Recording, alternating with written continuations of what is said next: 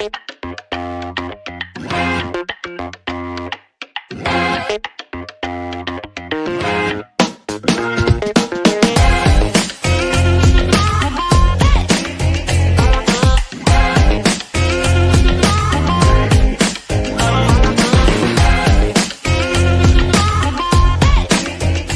what's up? Hello, everybody. Welcome back to Roll Pod, an Alabama sports podcast for Bama 247. I am your host, Cody Goodwin. We've got the entire gang back here today, Alex Scarborough and Mike Rodak.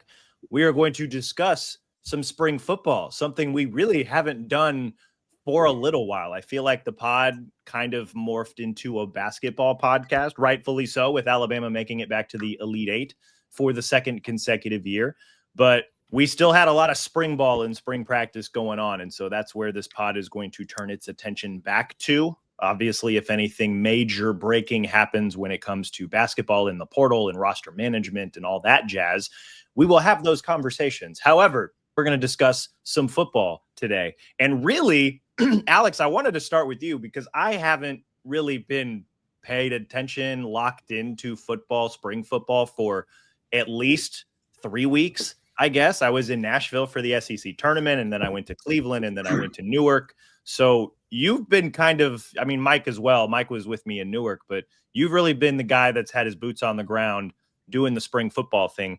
It doesn't seem like there's been a ton of new information that has come out, but there's been some small little tidbits here and there. What's maybe the biggest thing that I missed while I was gone? That A-Day is not going to be a game? No A-Day? No way. We'll call it A-Day. We'll call it A-Day so they can sell merch, I'm sure. But it is going to be just a run-of-the-mill practice. I don't know how many players are actually going to be available based on injuries right now, but A-Day format has changed.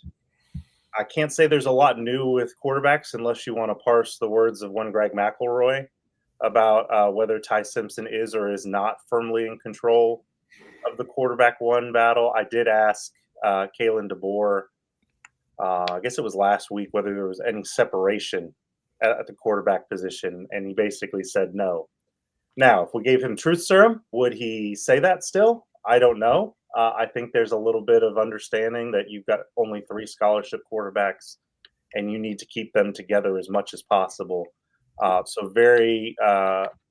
don't think that line of that narrative is going to change necessarily. But we'll see. We'll see. There's still a little ways to go before we close this thing out. I'm just going to blow up our whole 2 things to watch and just get into what you're saying. Because if you're Kalen DeBoer, look, I get it. Like, you don't want to say these things publicly. But guys aren't stupid. Like, just because you don't say it to us doesn't mean they don't know where they stand. And if they truly don't know where they stand because you are obscuring information or obscuring the depth chart from them, and I'm not saying this is happening, but I'm saying if your motive is truly to have the player think that he is in a better spot than where he actually is, wouldn't that be considered lying? Like, I think you, as a coach, you need to be honest with players. And again, I'm not saying they aren't. I'm just simply responding to the idea that this needs to happen publicly, or you need to withhold things publicly because of that. To what extent does that go? Are you talking strictly, if I know who the starter is going to be, I need to make that clear? Or are you saying, if I know who the quarterback 2 and quarterback 3 is, do I need to make that clear? I don't know that Greg McElroy is wrong. Right. I think if the season were to start today, Ty would be the starter. I don't think Keelan is out of the running. I think Keelan is going to be nipping at his heels all season long, and there's a very decent chance he overtakes it. That's my guess as of today. So why would you say that there's a starter if there's not one? Now, if those 2 things then mean that Austin Mack has no chance, do you owe it to Austin? We're going to be really cynical right now. There was a certain report by a certain reporter on another site talking about Austin Mack being in this competition. That felt like very fortuitous timing, given that all the discussion is about Ty Simpson and Keelan Russell. I don't know what you owe players anymore. Because players can leave at the drop of a hat. There's no real loyalty, is kind of a made-up thing.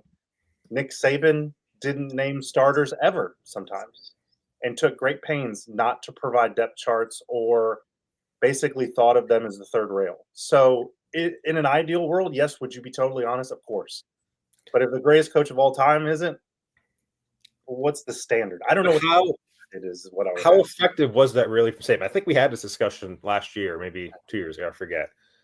Like, do you not know where you stand? Even if there's not a public depth chart released, like you're out there at practice, like, hey, the ones are running right now, the twos are running right now. Like, I'm getting this many reps with the ones.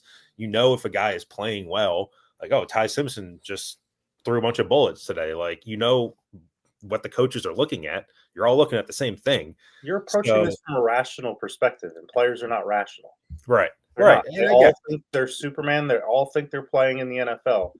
And if we're talking strictly a Keelan Russell versus Austin Mack debate, if you're Right. Austin Mack, you can look in the mirror and say, this dude's been here like 2 minutes.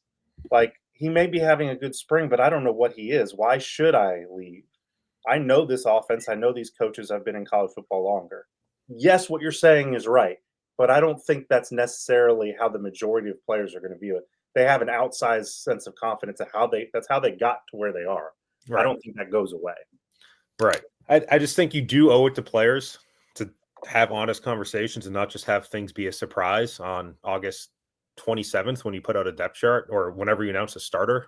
If they announce a starter, like did it last year, like they didn't announce anybody. Like there's been times where nothing's happened. So I feel like you owe it to players to do that. And look, if you're Austin Mack, you're in a tough spot. If Ty Simpson plays well, you're not playing this year. If Keelan Russell plays well enough to overtake you, they're going to play Keelan Russell because he's the shiny new toy. He's the 5-star investment that they've made. I think they're much more concerned about losing Keelan Russell than they would be about losing you. And if you're Austin Mack, this is your third year of eligibility. And there's nothing preventing you. Let's just say this scenario unfolds. Ty Simpson starts this year, has a great year, goes into the NFL draft after this year.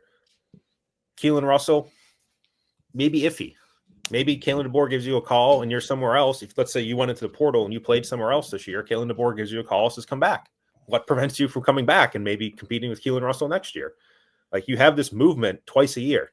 Until they change it, that's what you have. So to sit around and not play this year and not put anything on film is a little bit risky. And there's wisdom in Austin Mack going into the portal after the spring if I was his agent, but I'm not his agent. I'm not his parents. But if you're, and I'm not saying the agent would provide this perspective because ultimately they're in it for money. I've said it a million times. If you're a quarterback going in the portal in the spring, what are you doing? Your best chance of playing is for a terrible team. So you either play for a terrible team or you're a backup on a decent or good team. And then you're basically in the exact same situation you're in now. So yes, you want to get reps, you want to put on tape, but you don't want bad tape and bad reps and a million hits to your head. Like there's a balancing act there. And I just think the musical chairs part of it, the quarterback position is the hardest one to land. In the spring, there's so few chairs that are open that you actually want to sit in. Right. It is. And it's hard to transfer in the spring and then learn an offense between May 1st and September 1st. That's tough to do and become a starter somewhere else. That is tough to do. But that's the number one name, I think, going into this spring portal, which now opens in 13 days, that I think we're all going to be looking and kind of waiting for, if you will, is Austin Mack. And see what he does. But if you're asking me, Cody, for one thing that I've wondered about, I haven't gotten there yet. I was hoping Alex would catch me up on some small things that I missed. And now here we are 10 minutes in talking about quarterback. No, I don't think there's any small things that you missed. If you want to talk about Josh Cuevas feeling he can occupy both Robbie Oots and CJ Priest, you are talking to a man who came down here from Big Ten country. Absolutely, I want to talk tight ends. I don't think our listeners care about that. Mike, finish your point. I was going to say the running back spot. Can we go there for a second? Because I think that's interesting to me and where Dre Washington stands. A guy that I think we both, me and Alex at least, that had some, let's say high hopes for, but some high opinion of maybe. Alex had high hopes for him. Right. Based on what he had done at Louisiana and what the position had. And you sold me on some of his efficiency numbers. Yeah. And you look at the practice tape that they put out and, you don't want to read 100% into this, but I do think there's some value to it is the order of the reps and running back are still Jam Miller, Richard Young, Daniel Hill, Dre Washington, Kevin Riley, A.K. Deere. That's 6 running backs. talk about trying to keep guys here. I have a hard time thinking you're going to have 6 running backs into May. Well, we kind of thought that that was a position that could potentially see some departures, whether it's Washington going back in, whether it's Daniel Hill. I don't know if Kevin Riley's going to leave yet, but maybe potentially even Richard Young. Like that was a position group that we were like, yeah, let's keep an eye on these guys. I feel like that's probably the number one position in terms of the portal in the spring, like one guy leaving just because of the numbers there. And you're not going to play 6 running backs. You're not going to play 5 running backs. You're not going to play 4 running backs unless you're playing Eastern Illinois or Louisiana Monroe. Or if you blow out one of your SEC opponents, which those days might be a little bit numbered in terms of. I'm kind of lightly penciling in 4 running backs against Florida State. That's not like written in stone, but maybe. I mean, even the blowout against Wisconsin last year, like how many guys did they get in at the end? All right, they got J.R. Gardner, and he was a walk-on. He played in that game. But look, the opportunities for that, even the 4th running back, I think are going to be very, very thin in an actual game. So I get why the coaches wanted an extra running back, and you have all these practice reps. You basically need guys to pound into the line and get those drills done. You're losing walk-ons this summer, a lot of them at least, because of the new rules. So you want the bodies, but in terms of guys wanting to stay, if you're Dre Washington, you came here thinking maybe you had a shot at the starting running back job. And if you're sitting here at 4th and you're taking the 4th reps, let's just say that's the case in practice. We don't watch practice. So maybe if we watch practice, we'd have a more complete understanding of that. Or if we were able to talk to the running backs coach, I don't know, that would help.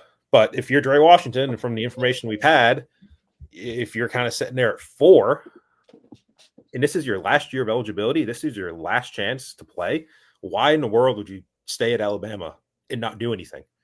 You would go somewhere else. I think anybody reasonable would go somewhere else while they have this last chance, April 16th through the 25th, whatever it is. If you're Cam Dewberry at left guard, and this is your last year of eligibility, and you came here thinking you're probably going to start at left guard, but now there's this Geno Vandermark, who is a son of the coach, basically. He's Chris Kapilovich's stepson, it feels like. Look, that's not a knock against Geno, but he came with Cap.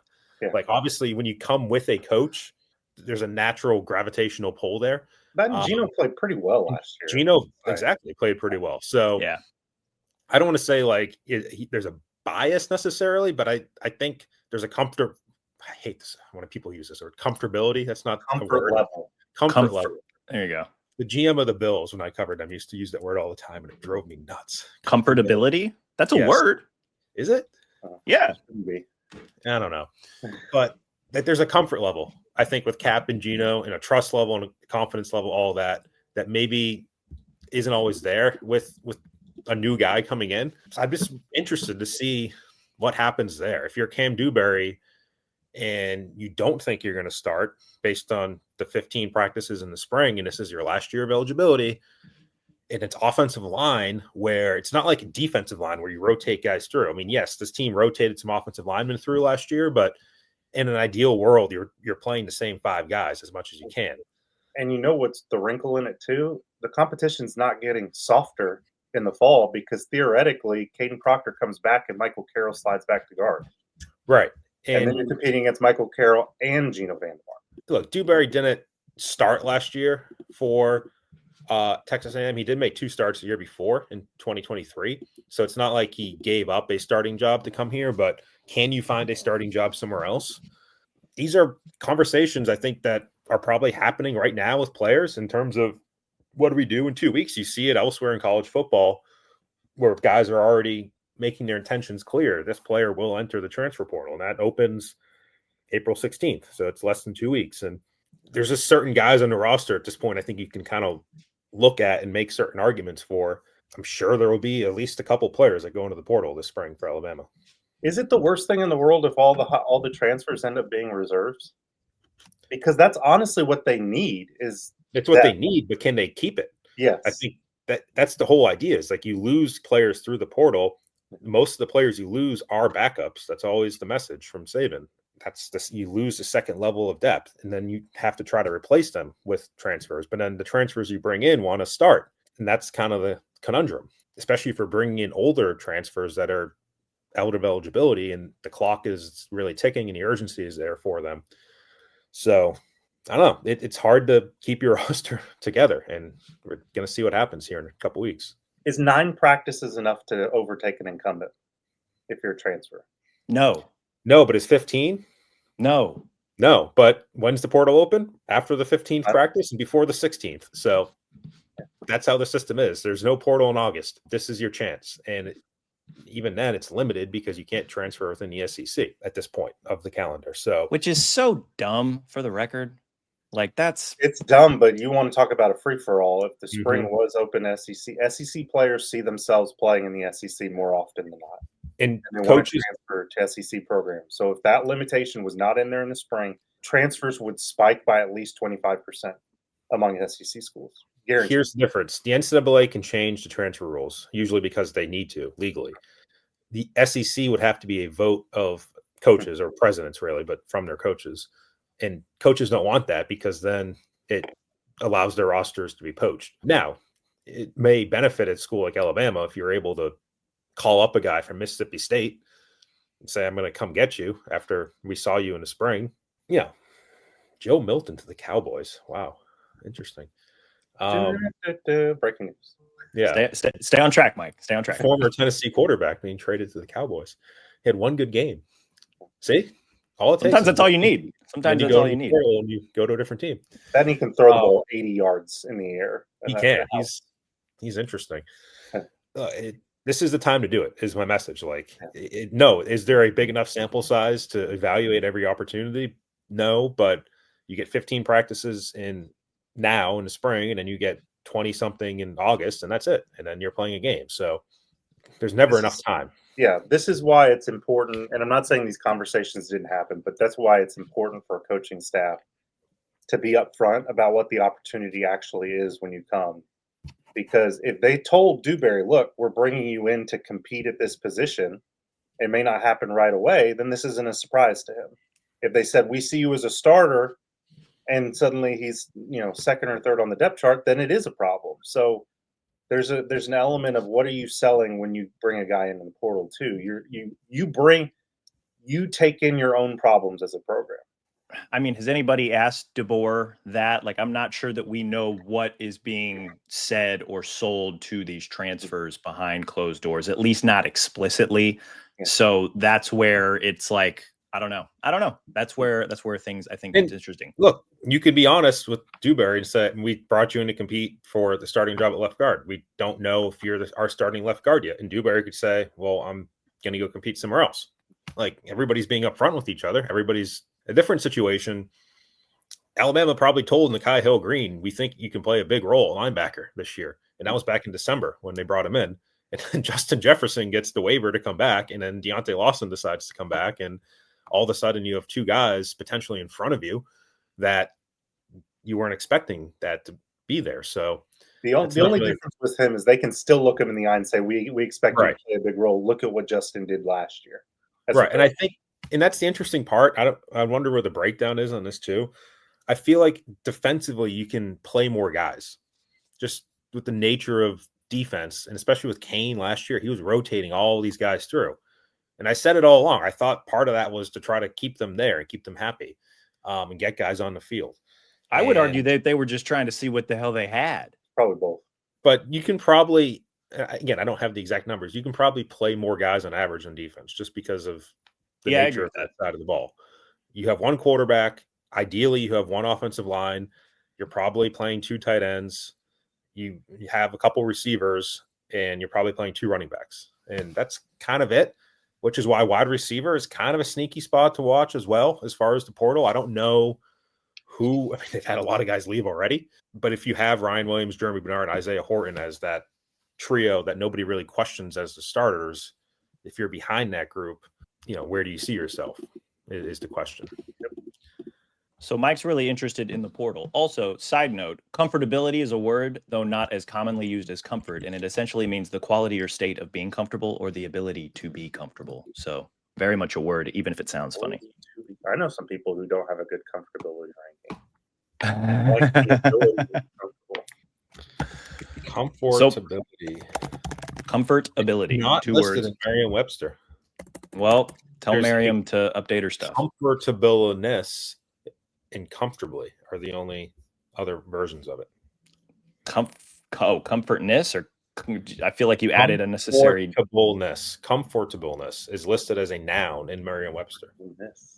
Like the level of comfortableness. Yeah. Yeah. Okay. I feel like the level of comfortability makes a lot of sense too. I know Although when the you more say I it, say it, the more I'm like, that maybe doesn't feel very natural. Yeah, it's that thing where you say words so many times it starts to not sound like a word to you. I think Yeah. we've reached that. So let's move on. Let's move. No. I think we should do a segment every show. What's a word and what's not? A word of the pod. Sounds So exciting. Mike's super fascinated by the quarterbacks, by various position groups, mostly because they all tie themselves back to the transfer portal. Good discussion, good thoughts. What I wanted to do today was kind of we each kind of pick two things that we have been paying attention to through spring practice. Alabama, 10 practices in. There are 5 remaining, 1 more this week. We're recording on Thursday morning. They will have a scrimmage on Friday. We'll get to talk to DeBoer after that.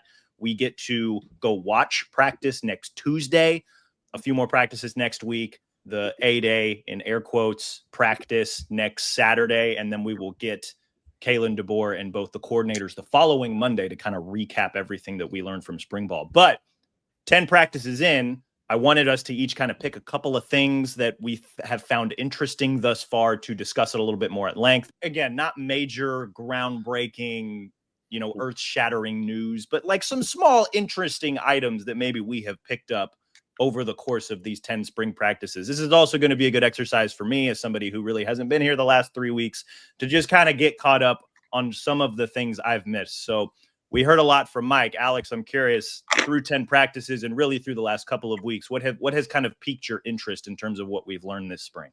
Guess what? I'm going to talk about the transfer portal too. Let's go! They need a tight end. I think that's the thing I've noticed is they are thin as thin gets at tight end.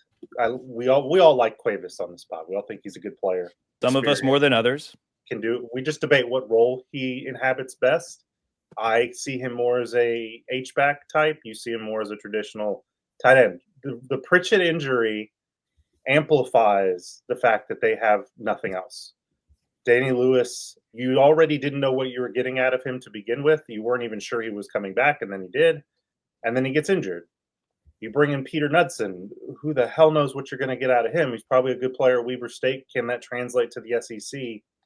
How healthy is Marshall Pritchett when he comes back by the fall? I was told he'll be fine, but is he 100%? You bring in Caleb Edwards, a good player, a true freshman. So what do you expect? I think they got to go shopping for a tight end. And even then, I still don't know if they're in a position to run as much 2 tight ends as they did last year.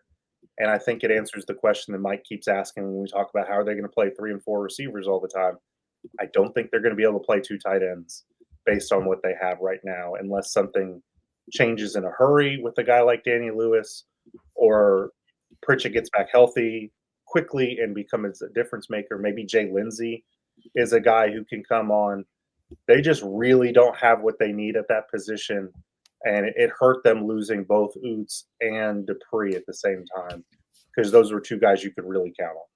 I felt like the tight end room, they were naturally going to play a little less 2 tight ends, mostly because they finally have what we believe to be a bona fide third receiver in Isaiah Horton. So you've got that. They're going to have a quarterback that's going to be a little bit more drop pack, pass, traditional. It's not going to be Milroe running the ball nearly as much, so you don't maybe need as many run blockers on the field. So I think the one worry there with wanting to play multiple tight ends is, what does the offensive line look like? We know that there are still a few questions there.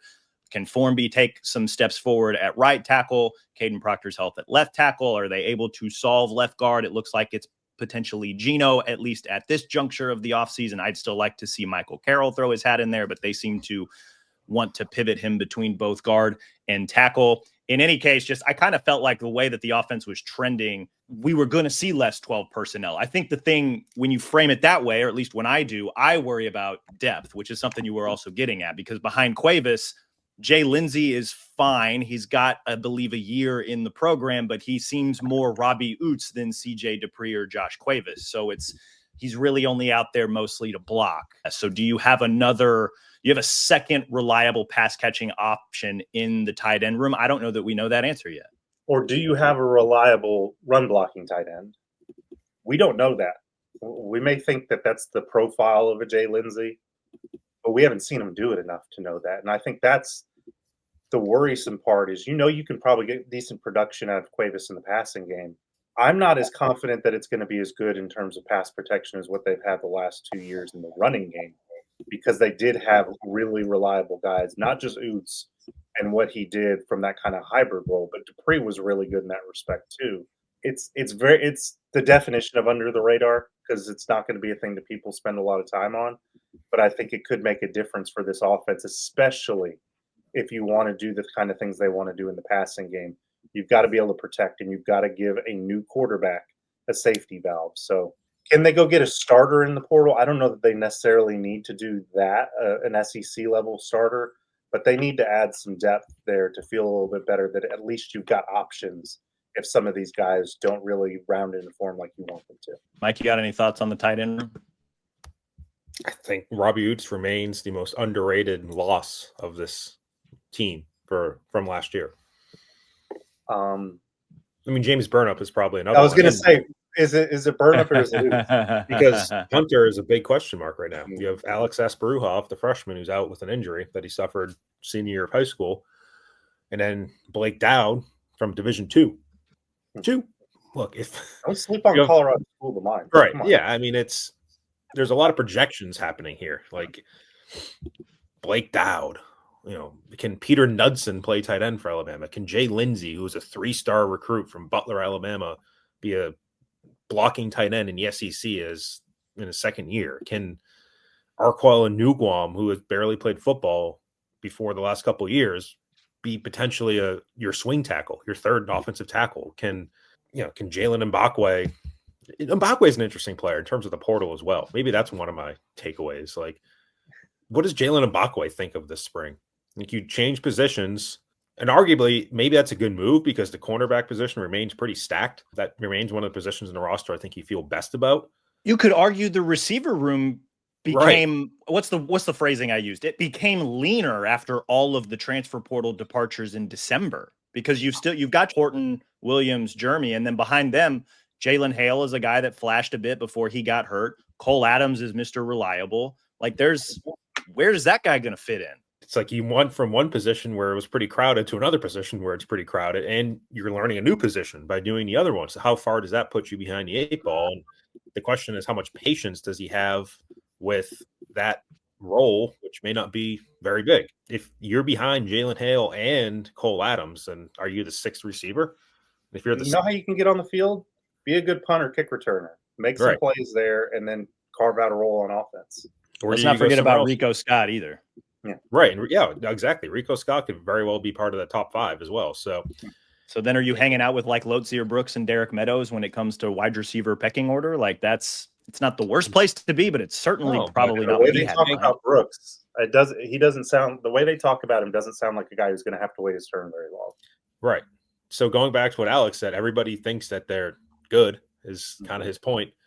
At what point does Jalen Mbakwe go somewhere else because he thinks he's good and better than where he's sitting on the depth chart? I mean, he almost did once, so let's not ignore that possibility.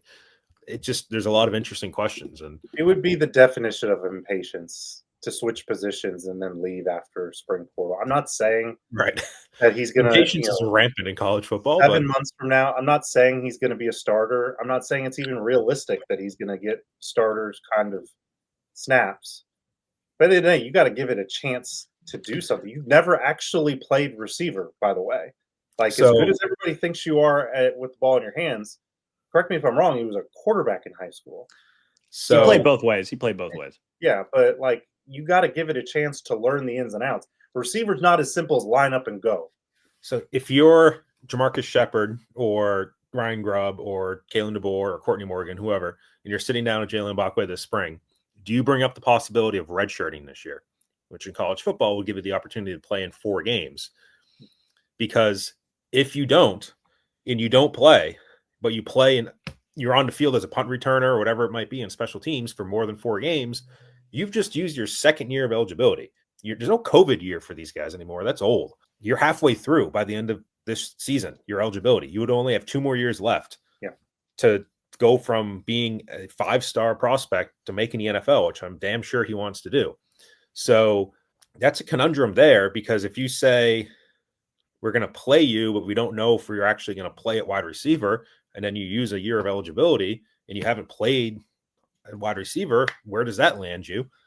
Or if you say, hey, let's try to redshirt you and slow play this, and you're only going to play in 4 games, and then you'll have 3 years of eligibility left after that, and we're losing Jeremy Bernard or whatever the case may be, does he have the patience to sit through that? Because a lot of players redshirt and then they're gone. So that'd be a really hard conversation to have, but I think there's a lot of merit to it, to say, look, instead of throwing you in the deep end, let's bring you along slowly at a new position. Let's let you learn this thing for an entire year, and you're still going to get to play with Ryan in next year if everything works out.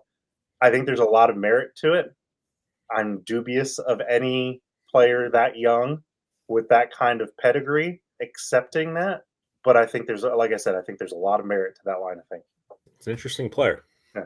That would be How an much interesting are you giving up conversation. from a punt returning standpoint as well, if you're Yeah. redshirting him and not playing him in 8 of your 12 games. I don't know. I feel like that's a good question for probably the coordinators when we get them again after spring ball, just to be like, hey, Grubb, what'd you see from this guy? What's going on there? I'd be curious to see what DeBoer says, if he says What was his anything at answer all. about AK Deer when Grubb got asked about Deer? He Oh, basically that's said, really- like, I haven't seen he anything said, from quote, he's still learning. That's about it. Yeah. Maybe that will be his answer on Jalen Ibakwe. He's still learning. That's it. be kind of Yes. crazy, but there'd be a lot of people that probably wouldn't like that. Not so much not liking the answer as much as like this is the development of where this 5-star kid is And at. that's the other angle with Mbakwe that's interesting, is that he's from the state. There's a lot of hype around him. A lot more people know his name. He has the relationship with Ryan Williams. He has the recruiting ranking. It's not your normal situation. Just like Keon Keeley's not your normal situation because of all the rankings around him too. So there's a lot more visibility with Jalen Mbakwe. I think you need to consider. I think And that's it's not fair. a decision that has to be made right now. It isn't. I mean, again, if we're going to sit here and say 9 practices aren't enough to overtake anybody in competition, Well, if the implication is, does Jalen Mbakwe transfer after the spring? That kind of needs to happen with him. Again, the portal is open April 16th to the 25th. It's not open in July. It's not open in August. It's not open in September. It is open right now. These are when the decisions need to happen, which is wild given. But sometimes the best decision is no decision. And you know this in life. Sometimes just because there's an option doesn't mean you have to take it. And again, But a lot of guys do. State, where does he think he's going to play? Is he going to transfer to UAB? Where's he going to go? He's probably some Big Ten school. Yeah. I'm not saying anything's impossible. There's a certain left tackle at Alabama who was at Iowa for all of like 6 minutes and then came back. So anything is possible. He is one of the more, I think, quietly intriguing players on the roster for a number of different reasons. Mike, I feel like we always keep coming back to the transfer portal when it comes like one of the things that you are interested in this part of the spring, TBH. I think that's fair. You make good arguments and pose really good topics of discussion. I'll put it that way. If I had to file an amicus brief with all the discussion about the spring transfer portal, I would vote in favor of keeping it because it is good for the news cycle. Yeah. I like having an actual off season, so I'd vote to get rid of it yesterday. I'm fine with it being shortened, which it already has been. I think it's down to 10 days now. It used to be like 15 or 30, I forget. But just make it short and sweet. You know which days guys can go in, and then that's it. Spring free agency. Alex, what else have you talk about? Keon Keeley. Keon Keeley. Actually, I mean, really, you keep hearing good things about this guy, and at a certain point, you have to wonder: is it real? To be totally upfront, last year, not really hearing anything good other than Freddie Roach screaming at Keon Keeley in practice. We were not hearing great things, and he was in a new position. Freddie screams; it's what he does. There's good vibes around this guy, and again, they need people who can rush the passer. He has that skill set. I'm not saying he's going to be a starter, but if you're looking at guys who can come on third down pass rush situations, pin their ears and go get the quarterback, I'm starting to believe that Keon Keeley might be part of that conversation. And I may look like a complete fool 6 months from now, but I'm willing to say right now that it's interesting to me. And if you're going to ask for spring storylines, that is one of them to me. That is one of them. what is the most intriguing thing about it? Just the fact that people are talking about him in a way that maybe we haven't heard before, or Yeah, I mean, there's optimism. There's optimism that this guy is making plays on a practice field right now, and there's optimism combined with the fact there's a reason he was a 5-star, because dudes are not built like that can move like that. The question's never been physical ability. It's when is the light going to come on? And there are signs that the light is starting to come on. Is it all the way there? I don't know, but it's. I think if Alabama does not go get a defensive lineman in the portal, I think it's in some ways an implicit vote of confidence in what they have, and I think that includes Keon Keeley in that mix. Well, I just add a little bit of nuance to that. I think if they get a defensive tackle, I think that they could use that. And I don't know if that's a statement on Keon Keeley or anybody else. Likelihood of that. What? The likelihood it's of hard to getting get one, but I think they could use one. Yeah. I think Beeman and Hill maybe coming along, like they're your top two backup guys right now, but can you use somebody else in that group? Probably. And I don't know if that would be a statement about the edge guys, whether it's your Wolf or Bandit.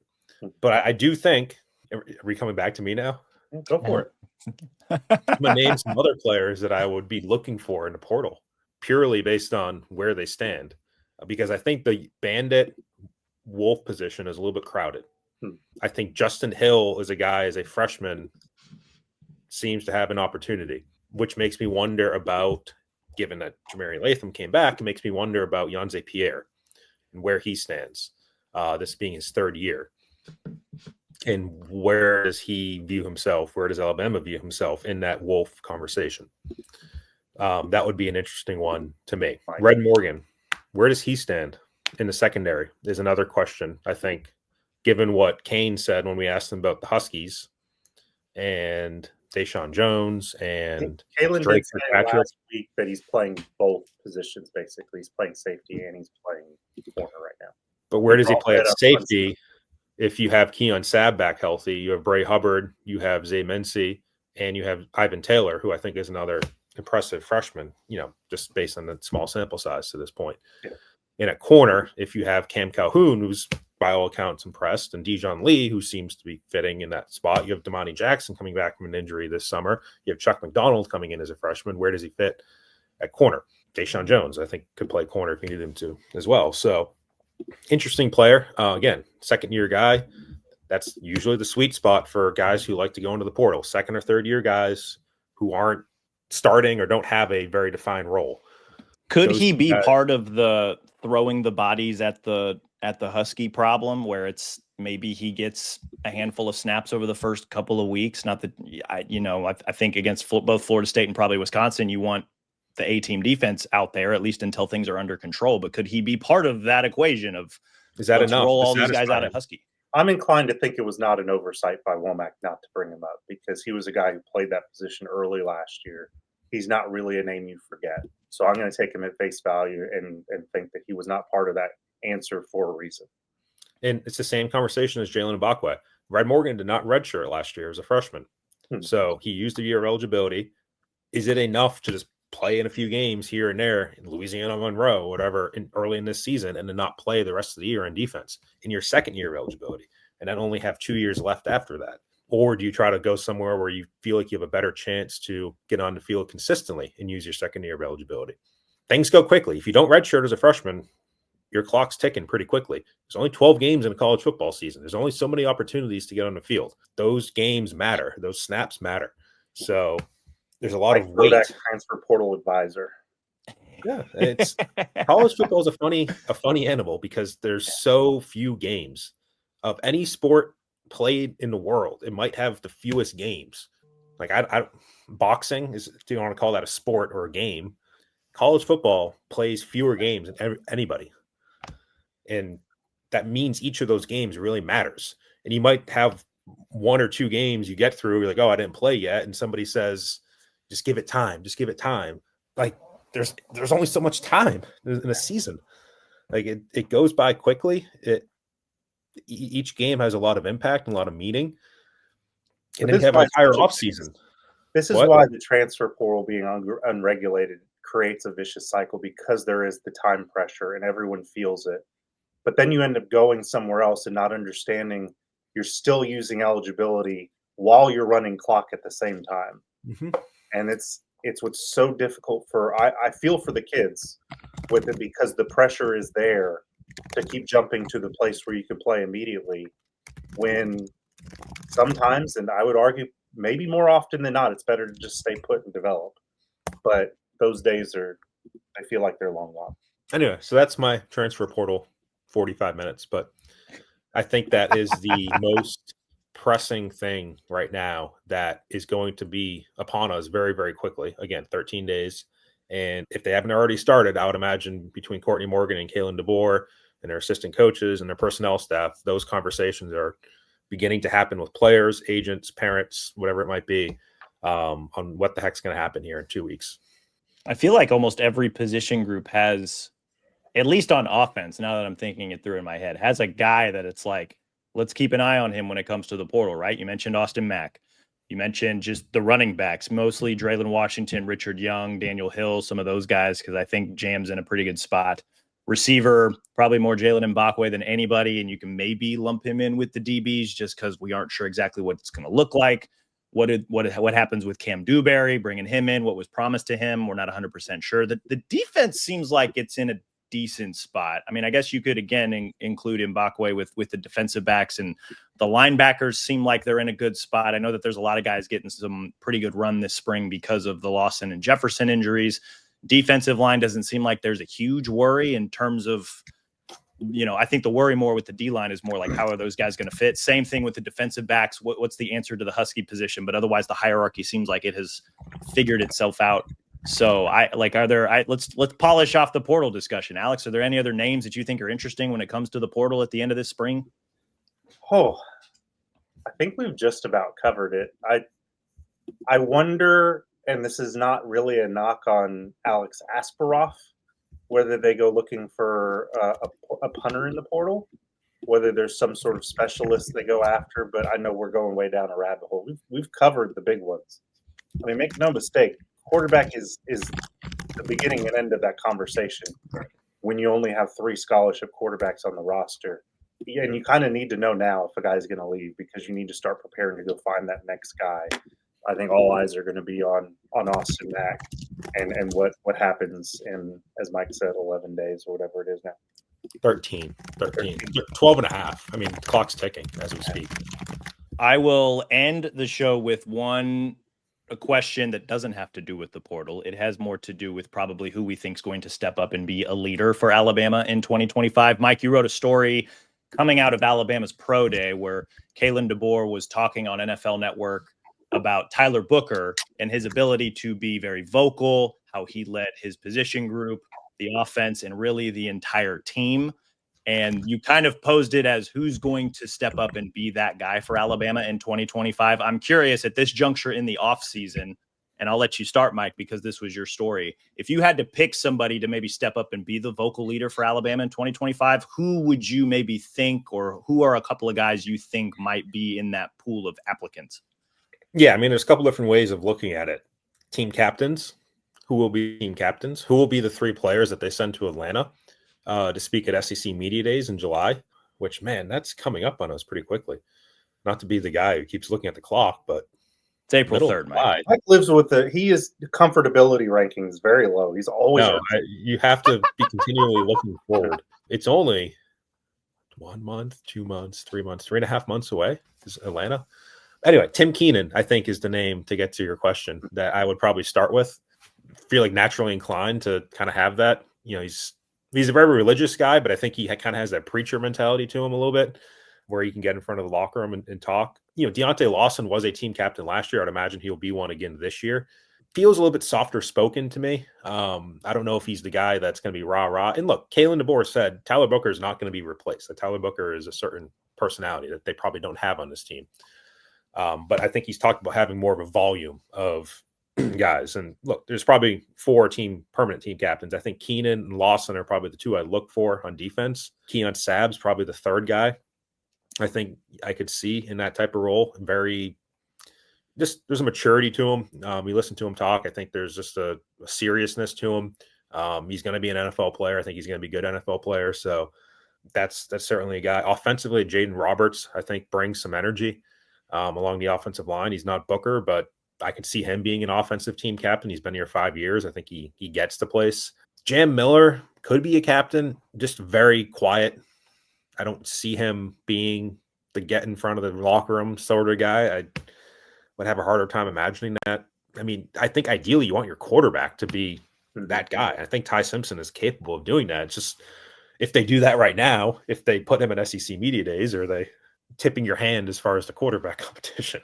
But I think Ty Simpson naturally should be that guy. So well, Quay Russaw kind of tipped their hand a little bit because we got to talk to him yesterday, and he was talking about how he was voted kind of the leader of his position group, the Wolf and outside linebackers, and he had mentioned that there were a few other guys who were voted, including Tim Keenan, LT Overton, Ty Simp. That's how he described it. Ty Simpson, quarterback, as well as Caden Proctor and some other guys. So is Quay maybe tipping the hand as to who maybe has the lead in this race currently? I remember at Senior Bowl, Tim Smith mentioned Ty being a guy as well. So I think there's a lot of belief in him. He's already asserted himself in that way in terms of taking guys to go on hunting trips, doing things with them outside of football. And there's a lot of relationships that are already there.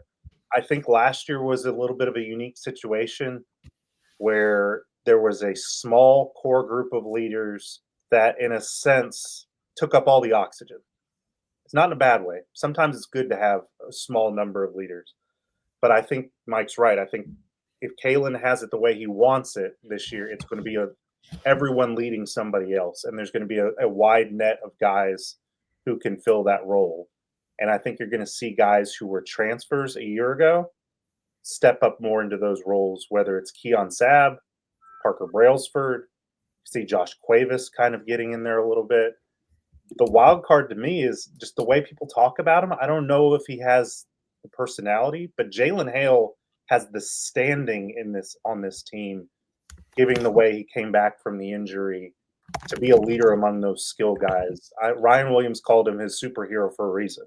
There's a lot of belief in what he's come back from, and he can speak from a little bit of a position of authority. I think it's going to be leadership by committee, and I think that's kind of a good thing for a team that has a lot of questions in a lot of areas to have leaders in multiple areas. If you ask me today who the three players going to Atlanta would be, I would say Keenan, Roberts, and Jam Miller, unless they thought Deontay Lawson was healthy and the injury wasn't a factor there. I think Lawson would be probably part of that group instead of Miller. But those would be the guys. I think team captain-wise, Lawson, Keenan, Roberts, Ty Simpson if he's the starter. I think that would be where my mind goes.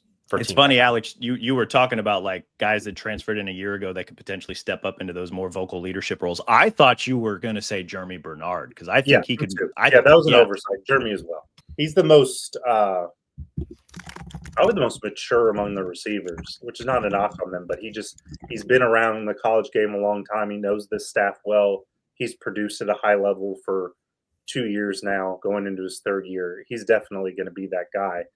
Ryan is probably, I don't know if he's necessarily comfortable being a leader yet. He's a superstar, but I don't know if he's got that leadership thing to him yet, which is, again, not a knock. Throw into it, but Jeremy's definitely another one of those. He's a guy that I think if he steps up and is one of those vocal leaders that at least we kind of see from the outside, talking about Jeremy Bernard here, I think Alabama would be in a really good spot. That's just one man's opinion. I agree with that. By the way, he's a damn good player too. Maybe, perhaps their best pound for pound player. Yeah, you're talking Jeremy. Yeah. Yes, probably. This is theoretically his last year. This is the year to do it, but there are other worthy candidates, as Mike points out. I agree. I think that's all we've got today, or at least all the time that we've got today. Wanted to at least catch us up on some spring ball. It turned into a transfer portal conversation, which, to Mike's credit, is a very intriguing subplot to the spring practices. Again, Alabama 10 practices in. They've got 5 left. We're going to get to talk to Kalen DeBoer tomorrow. We're going to get to watch one of the practices next week. There is the A-Day spring practice coming up later next week as well. So we're almost at the end of spring practice. Then the transfer portal is going to open, and that's where things are going to get really heady for 10 to 12 days. Maybe not heady, but really interesting and intriguing, as we discussed on today's show. But that's all we've got today, guys. We appreciate you tuning in. We'll be back sometime next week to discuss a little bit more spring ball stuff. In the meantime, though, be sure to rate and review this show wherever you listen to your podcast, Apple, Stitcher, Spotify, even our Bama 247 YouTube page. Subscribe to Bama 247 and 24/7 Sports. You can get all of our great coverage of the Crimson Tide. We have a transfer portal tracker already up regarding the men's basketball program, the comings and goings of that. We are continuing to cover spring practice like we discussed on today's show, and moving forward over the next couple of weeks. There's going to be a lot going on. We don't want you guys to miss a thing. So I put a link to subscribe in the show notes. As always, we appreciate you guys for listening. We will talk to you all again soon.